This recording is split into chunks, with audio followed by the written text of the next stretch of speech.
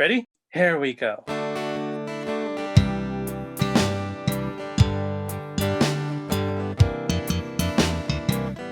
Different points of view and highs and lows. A new perspective everywhere you go. Open up your mind, drown out the noise, and see if this connected.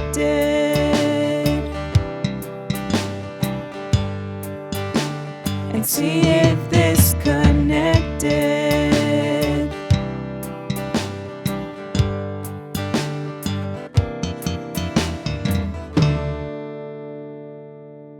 What's up, fam? The mission of this Connected podcast is to connect generations and situations about faith, life, and whatever comes along the way. To not necessarily agree, but be listened to. These conversations, of course, highlight the perspective of our various guests, and you are always welcome to agree or even disagree. But as always, we hope that it is done in charity. Now, here's your host, Catholic.Dad.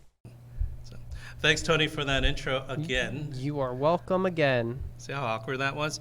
And it's awkward because we are actually not in our studio. We are at St Catherine of Alexandria in Riverside. Obviously, we are having a live audience there, Tony, and we are in their hall. And for two youth ministers like you and I, you who don't even have a church, a building yet, and me, who belongs to a warehouse, our youth room was actually a garage, literally. This is a blessing for us to be here present with all of you who are here.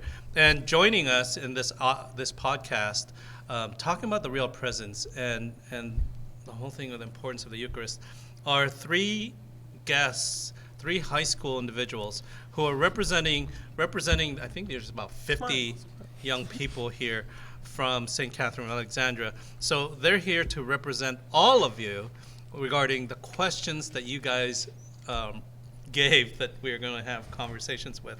So welcome. So my name's Arnel. I go by Catholic.Dad, or as my young men call me, Big A, because I'm not going to say why. Longtime youth minister and host of the podcast. So this is Tony. You're Tony. Hi, I'm Tony, also known as the polo-wearing youth minister, but you guys already heard me, so go for it. Because he wears a polo. Is it on? You might have to press the little bottom one. No, is it on? Oh, the bottom one. I think I. No, you turned it on? I turned it off on Is it on? accident. I feel like we're on Zoom again. Press the No, button I at think the it. bottom. I think it's on. Just speak into it clearly. Is it on? There we Okay. go. Oh, it's on. I'm Jacob. Hi, Jacob. Is that like the Is that too whole loud? In my ears, yeah. I'm Liz. Hi, Liz. And I'm Thomas. Hi, Thomas. What's up? Thomas, Liz, and Jacob. Thomas, Liz, Jacob. I'll And- forget that in 5 seconds, but And you're Tony. It's okay. And I'm Arnel. So we're here, and did we get the questions? we did. And you know, the first question is, and it's so appropriate, why do I feel awkward? Do you guys feel awkward? Like just in general, or I don't know, but that in of itself makes it so awesome because it is awkward. So- Yeah, Yeah, awkward. a little bit. little. A little bit. Yeah. A little You bit? guys awkward? You guys feel awkward? Feel cringed by this? Yeah. All right. We're Because off to this a is great a start. truly cringy podcast. We're off to a great start. You know what's funny is, you know, the podcast actually started with one of these. I think I told a couple of you guys that our very first few episodes was lavalier mics on top of two chopsticks. And we would just have the chopstick and we would reach out like that. So we've gone a long way from chopsticks. Are we just going to questions or? Yeah. So what we're going to do, Tony gave a talk about the real presence. And we're going to try to do this synodally by listening to these questions that you guys wrote in your conversations. But we're also going to share of why the podcast, and thank you, by the way, for inviting us here to this Lenten retreat, because we truly believe that in our mission in doing this podcast and having conversations with young people like you is Eucharistic, that there is the presence of Christ within the things that we do. Now, most of you probably, most likely, know what social media is. But the thing we talk about is how do you use your social media and how do you like what we ended up doing, this cringy podcast, is how do we share the faith with others? And I think that's what you guys were asked, and the question is, what did you ask was? Why do we feel awkward? No, not that one. Wait, The- what if moment? The what if moment. The what if. So that's what you guys talked about, is the what if. Well- So we're going to go straight into questions because I Should- feel awkward. Well, my first question is, did you guys have anything to answer based off the question? Did you have any moment that came to your minds, like, oh yeah, I remember that moment when I first realized, like, Jesus was truly present, or oh, why we have to go to confession to a priest, or whatever the thing is. But that moment, does anything stick out to you? Of a moment where you're like, oh, I remember that moment. I realized why the church believes what it believes. Not specifically. I think, like, one time during catechism, one of the catechists said that the reason we have to, like, confess to the priest and not just to God, even though God knows everything and he's already seen what we've done, is because saying it to the priest is, like, really getting it off our chest, because for us, kind of, like, saying it to God won't prove that we're truly sorry if he knows everything and he already knows what we did. Yeah, you know what's really crazy about that also, it really follows with what we were talking about earlier, which was the community building. Because when we sin, we actually not only offend God through our sinful nature, we actually sin against the community, right? Because we're one body of Christ, right? One holy community. So the priest is the mediator between Jesus, right? And then also the community as well, because he's also man. Yeah, awesome. Did anyone else have maybe a question or that what if moment? It's like where we felt God, kind of. It could be that too. Yeah. I mean, it was not until like high school where I just kind of felt that I like really appreciated the Lord in the sense, like for any year before that, I'd be like, oh, church, oh, this, like, yeah, I did my first reconciliation, my first communion and everything, but I was like, okay, just want it done. I mean, maybe not until high school was like really when I felt that connection, Mm-hmm. just everything just done. Amen. I like that. Amen. We have a card question. It Oh. says, why is faith so important to you personally? Am I supposed to take that as that's directed to me? Yeah, that's Yeah. questions directed to you. It said Arnel and Tony, but it's directed to you.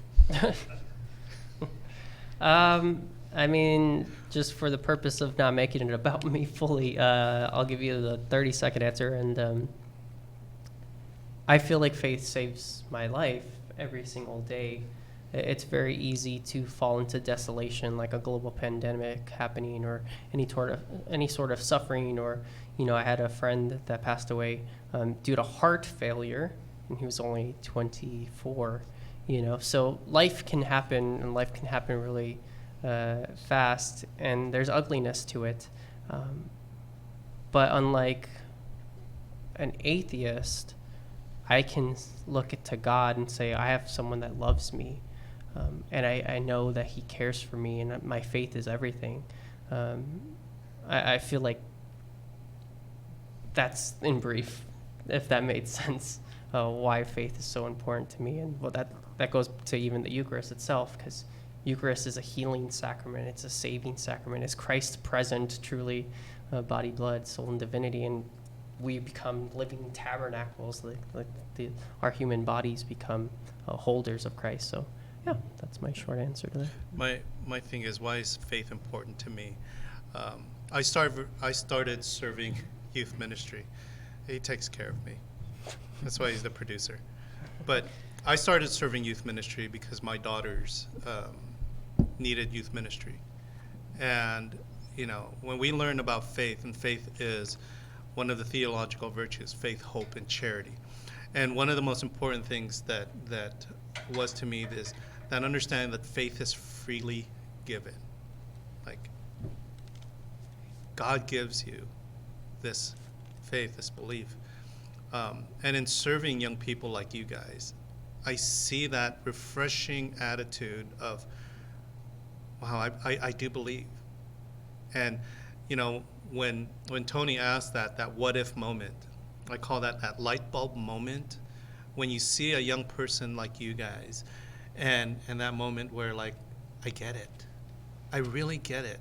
You know, I have a hard time understanding it or even trying to believe it, but I get it. And I believe. You know, one of the things is when I receive the Eucharist, the thing that I always have to say prior to receiving is, Lord, I believe. Help my unbelief. Because there are those moments, right, when you're like, this is really hard to believe. But as my mom used to always say, I use my mom a lot because she's a saint. You know, I only know that there's 2 women in heaven. That's Mother Mary and my mom, because she's a saint. Because if she had to deal with me, if you knew me in my younger days, then you know why my mom's a saint. But I digress, don't I? You digress quite a bit. Yes. Quite a bit. But anyways, that whole thing of why it's important to me and seeing in you guys, it's refreshing to see you guys who are striving to believe and still working through that unbelief, because it is difficult. But you take that one step every single time, and that's faith. We keep moving forward. Perfect segue? Is it? Yes, perfect segue is, I need my chopstick. do you blindly follow everything the Catholic Church says or do you challenge some of it? I think it's always important to clarify when we talk about the idea of questioning our faith.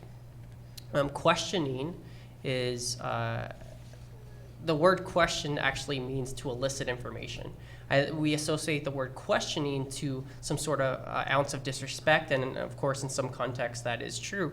But just because we question our faith and we challenge it in regards to the human intellect, that doesn't necessarily mean that is a bad thing. In fact, the Catechism would even say that faith seeks understanding. It is, and I quote, it's a human intellect and will corroborated with divine grace. So basically what that means is it actively allows us to work with our intellect, right? That is our ability to reason and say what is right and what is wrong. We're encouraged to use that, and questioning sometimes is to reason with that, right? But it's also with divine grace we're able to submit our will and our intellect through an act of faith, which is a gift from God. So the short answer to that is, do you blindly follow it? I think yes and no. I think there are some things that we can't fully understand, right? But there are other things that we actively choose, you know. I'm going to question this. I'm going to seek out the reason why the church believes that. And more often than not, church has actually reasons why we believe what we believe. So faith seeks understanding. I think it'd be a great idea for you to, it's the easiest Google search. Letter C, C, C. That stands for the Catechism of the Catholic Church. You letter C, C, C, you Google that, and then a question about the faith, like confession or something, reconciliation, and then the quotes will actually come up for you. But Arnel, do you have something you wanted to add? Well, my mom used to call me travieso because I ask questions about everything. You know, as a young person, I think it's important for us to always ask why. You know, my mom says, "You do this, why?" And I don't know about you guys. Probably some of you guys are like that kid. It says, "Well, why? Well, why?" And I think it's good in our faith to ask why, because you're wanting that answer. And that's what you ask your youth minister, that's what you ask your priest, that's what you ask the deacon, that's what you ask your confirmation catechist. Why? Well, why is this? Because there's a difference between following blind faith and says, well, this is what they said, but I don't really understand it, versus understanding it, and that's why I believe it. But I didn't understand, that's why I asked why. Asking for clarification. This is what's the beautiful thing about your generation, is that you're not afraid to ask why. And this is the bad thing about my generation, is we just tell you, sit down, shut up, and listen. But we're not there. This is about you. So in order for you to actually take, I personally believe that in order for you to truly have a grasp a strong grasp of your faith, is don't be afraid to ask why. Because you are, as Tony said, seeking knowledge of the faith. Because the Catholic Church is so rich in all of its teaching that, the 2 years that you guys are taking confirmation, you're not going to grasp it all. But continue for the rest of your life asking why, seeking those answers. And for me, that is true faith. Blind faith is like, oh yeah, I went to confirmation and all I did was sit there and like nod my head, and that's blind faith. So That's don't what we've do been that. doing this whole time. Yeah. Really? Yeah, we've been just nodding. Don't do that. Okay. Lance is like, please don't tell him to do that. Say, ask questions. I love that. I love people. I think everyone should ask that clarifying question, well, why? But, ask those questions with gentleness. Don't do one of these where I had one teen one time who just wanted just to ask why, just to annoy me. No, just, you really want to know. You really want to know, right? Because you want to be able to share that with your friends. So this is a question that I think we need to discuss because it always comes up. So this question, and we're going to have this conversation. It might take the rest of the night. Do you think being gay is a sin? Now, what do you guys think? Let's have that conversation. Do you think being gay is a sin? I want to answer this one first. They give it to Liz. I don't have an answer like directly for this because either. that's honestly that's between them and God. It's between them and God. Okay.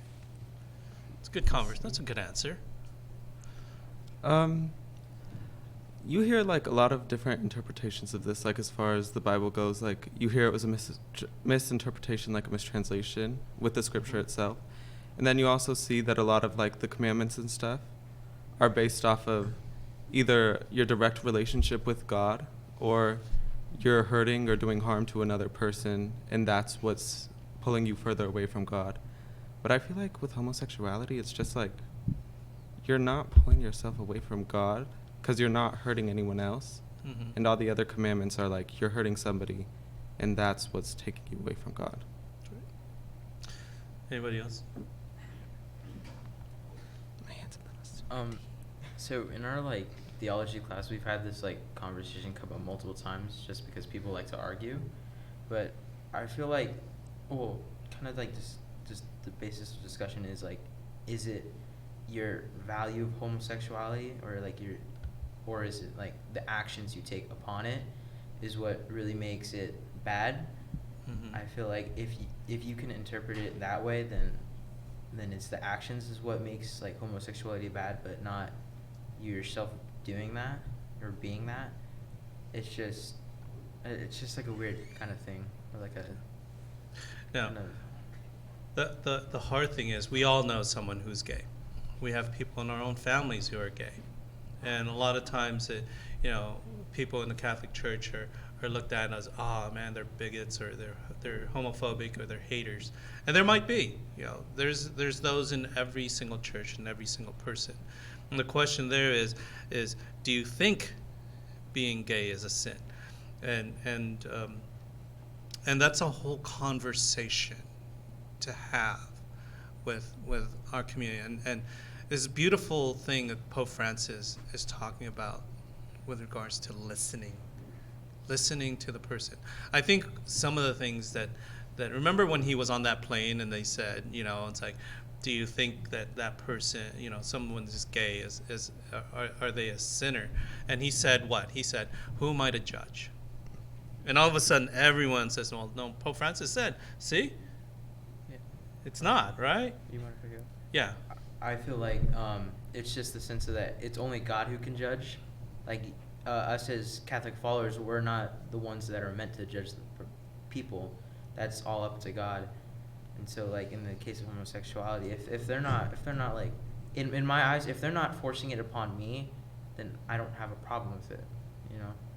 It's just Okay. they're still a human being at heart.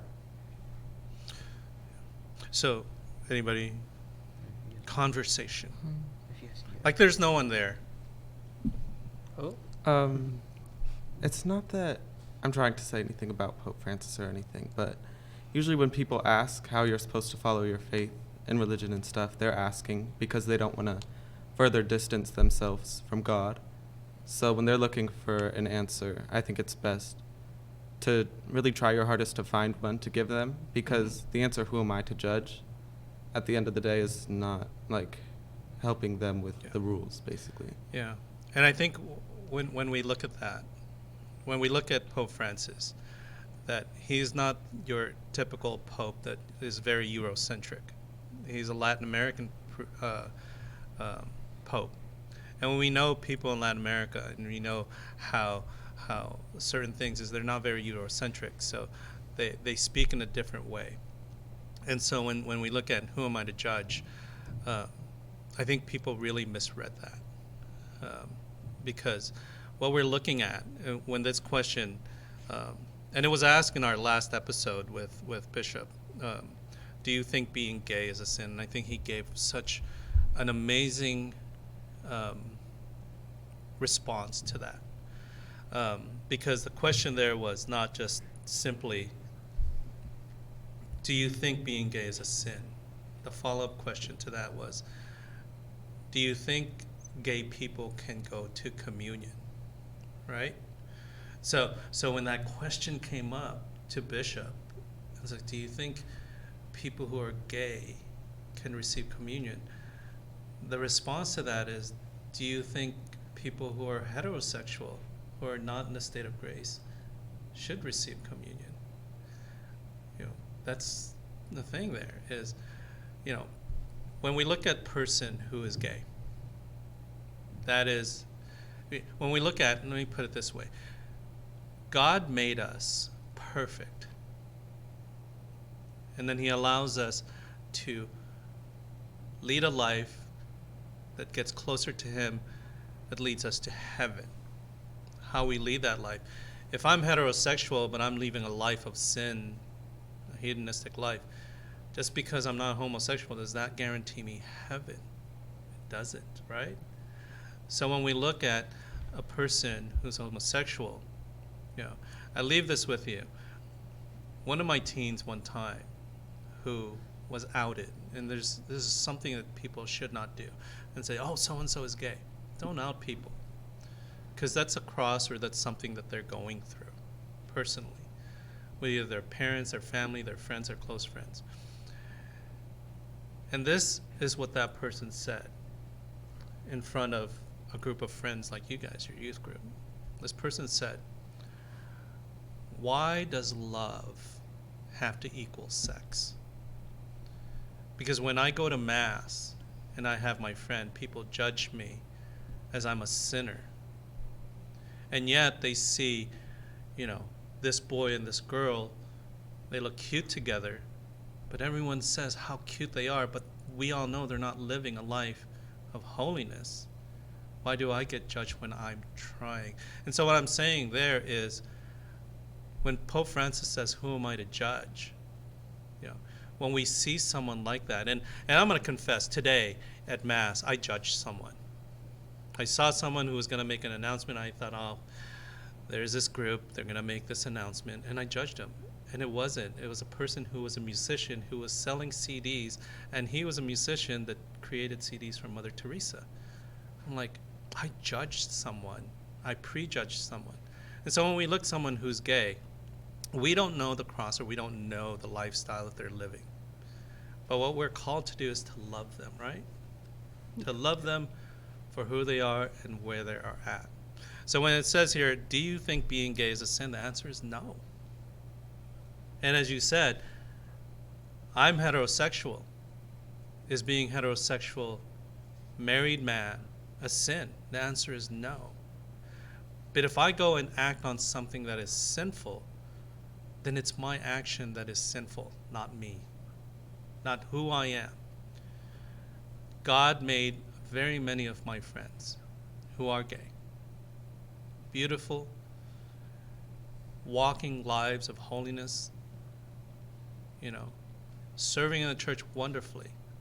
For the longest time, these friends of mine served in a way where they were single, and they never said they were gay. It was no one's business. But the thing is, when they did say, yeah, I am gay, and I'm living a holy life, that's when we, as a community, as the presence of Christ in community, begin to judge. And I think that's where we have to look within ourselves and say, who am I to judge? Who am I to judge? Because just seeing someone overtly saying, okay, that person obviously is gay, is judging. And that person could be more holy than I am.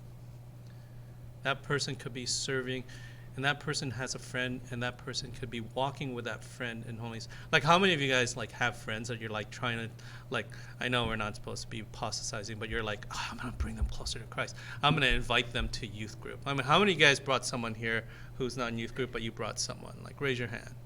Like, anyone? Yeah. Like, Not tonight, but I have before. yeah, right? So you're like trying to do conversions there. I'm just kidding. But right, we bring people because we want to bring them closer. But that's a girl, right? You brought a girl?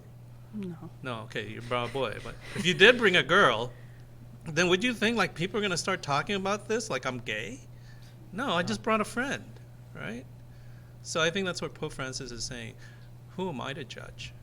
This person went to confession, was forgiven, but he's gay. And I've ran into people before who said, but they're gay. And I remember a person who ran into me, and I asked, you know, I said, well, if someone came out to you and said it was gay, what would you say to them if they were going to receive communion? And I said, what would you do? And this person said, I would tell them go to confession first. I said, would you break bread with them? It's like, no, not until they went to confession. I said, what about your straight friend? Do you have that same thing requirement of your straight friends?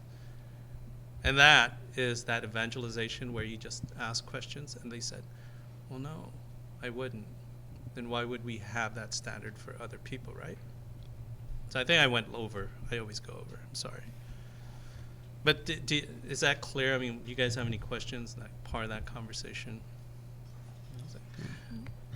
I think you have. No, just he wants to say something. No, I don't. No. Do you have another question? Because this one is... I do.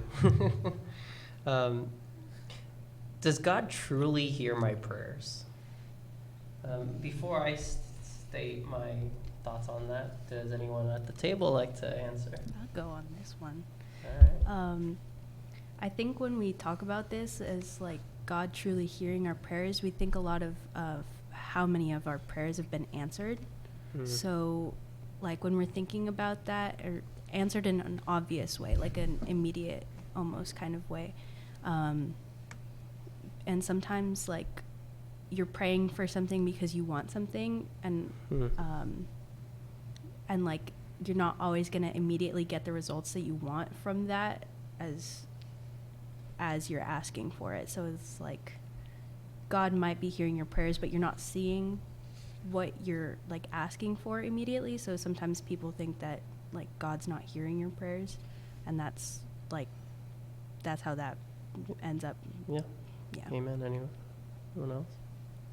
I feel like no matter like or how much you do, well, God will always be hearing your prayers. He's all knowing, all seeing. So in that sense, he knows. But us as human beings, we want change immediately, and so for the most part, people don't believe in God's work as your prayers working.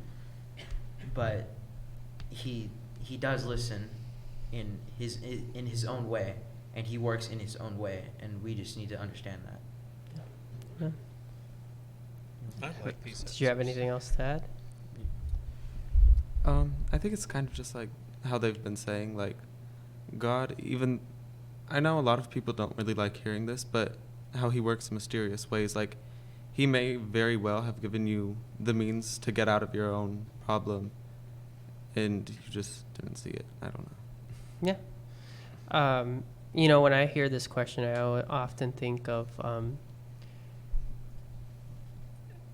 of like what you guys mentioned, the timing, just because okay, fun example.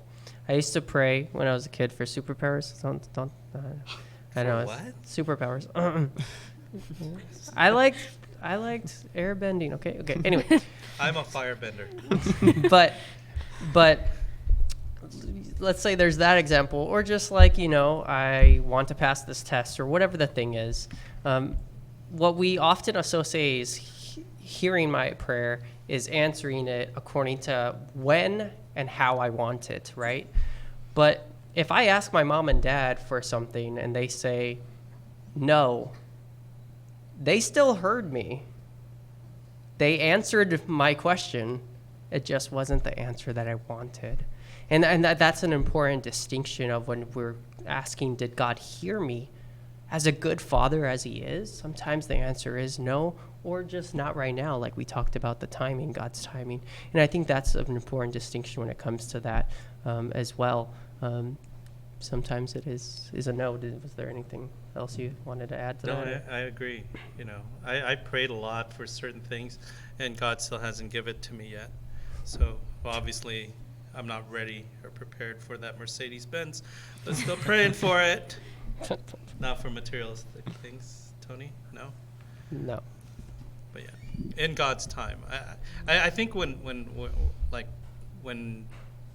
we have a childlike faith, we look at prayers as like a genie. Rub that magic bottle. I get 3 wishes, and I'm gonna get everything that I want. And unfortunately, our God is not like that. It's kind of like my mom, who would always say, "You're not ready for that yet," and I'm like, "But I am. I want it." And she's like, "You're not." And the wonderful thing is, I always connect my parent with how God has been so good to me, because it was at those times when you least expect it that you get something, and you're like, wow, that makes it really, really good. I didn't really expect it, and that's how God is when he answers your prayers, is when you really least expect it, that's when you receive what that is. And a lot of times, here's my thing is, I pray for others to receive something instead of me. So, but I think I have to ask this question. Time for one more? Time for one more, because this Last one. kind of triggers me, because this is something I always get called out to. Oh no.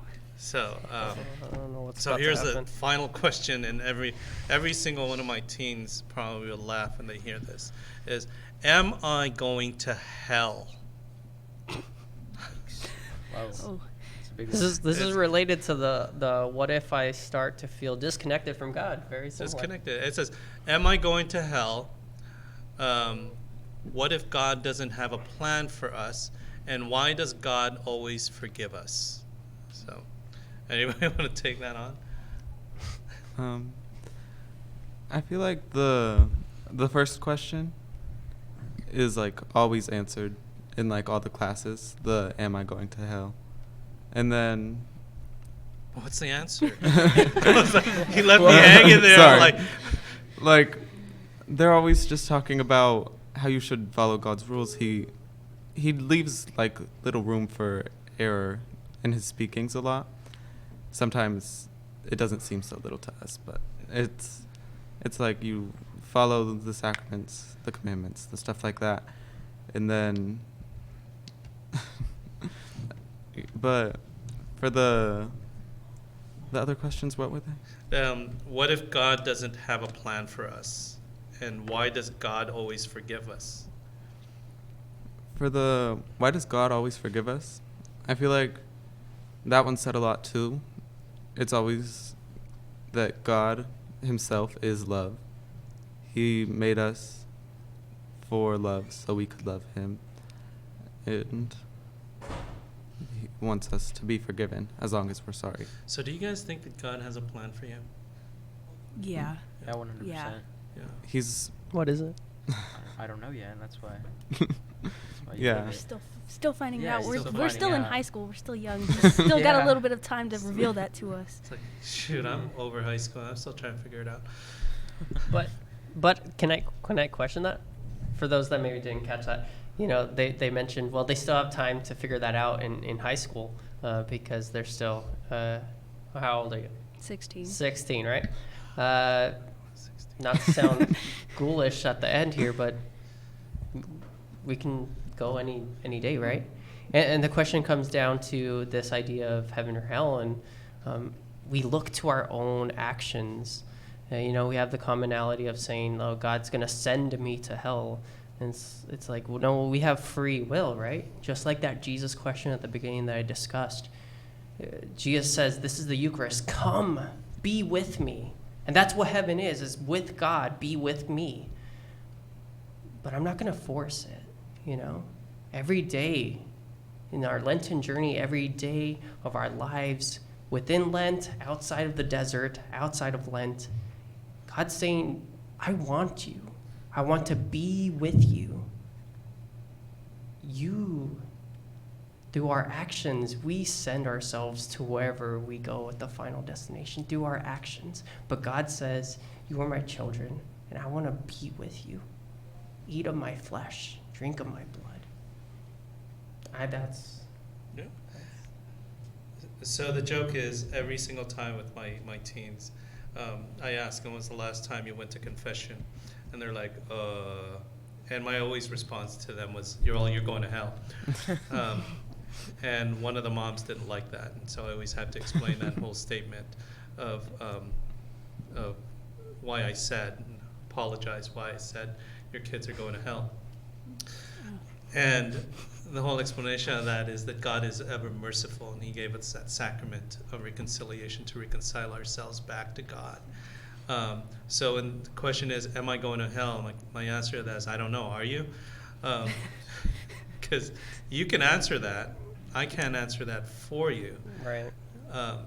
But the church and Jesus has given us the sacraments of ways to come to him, because God is ever so merciful. Jesus, I trust in you. We seek God's mercy, and we have the sacrament that's so beautiful to reconcile ourselves back. It's kind of like, when our parents get upset with us, do they stop loving us?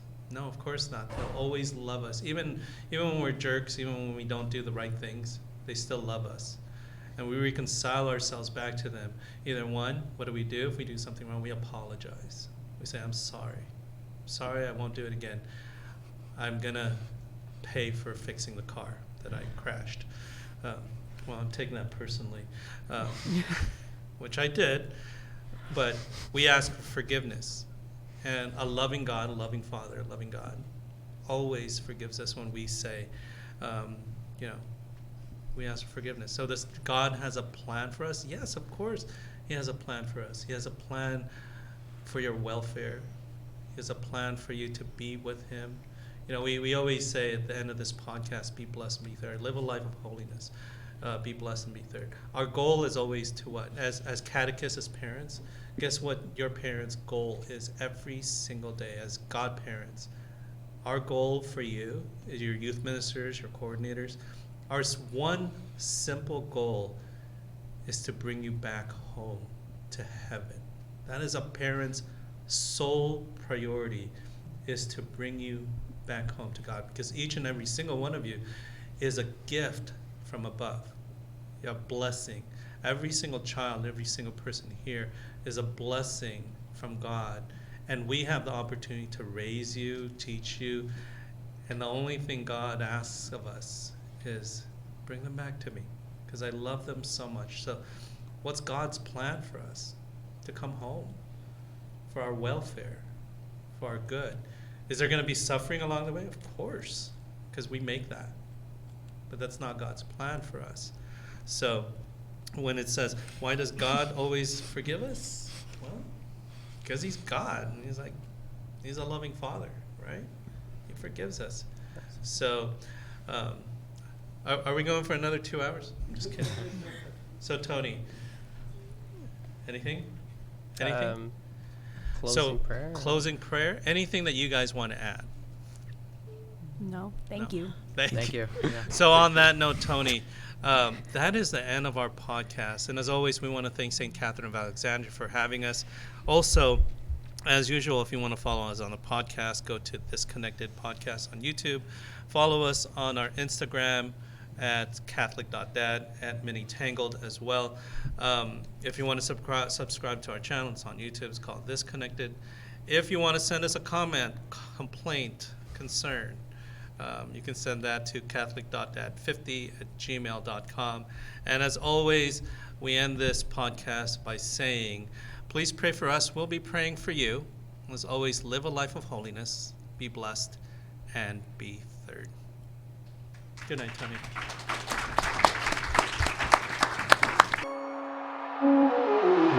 Different points of view and highs and lows, a new perspective everywhere you go. Open up your mind and drown out the noise of different generations of new girls and boys. So sit back and relax, this the podcast. Don't overreact if the thoughts are abstract. When it's hosted by Catholic.dad, who knows what's gonna happen? Hey, what's up, fam? Different points of view and highs and lows, a new perspective everywhere you go. Open up your mind and drown out the noise, and see if this connected. What's up, fam? To connect generations and situations about faith, life, and whatever comes along the way. Expect runaway thoughts like a runaway train. Break into conversation like links of a chain. Make a Hail Mary pass, hope this connects. Have a question for a guest, put it to rest. Live a life of holiness, lead by example. Follow at Catholic.dad and Mini-Tangled. Christ leads our way, he's the good shepherd. Pray for one another, be blessed, and be third. Different points of view and highs and lows, a new perspective everywhere you go. Open up your mind and drown out the noise, and see if this connected.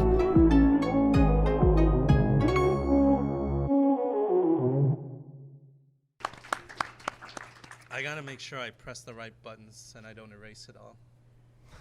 Because That would be bad. I've done that.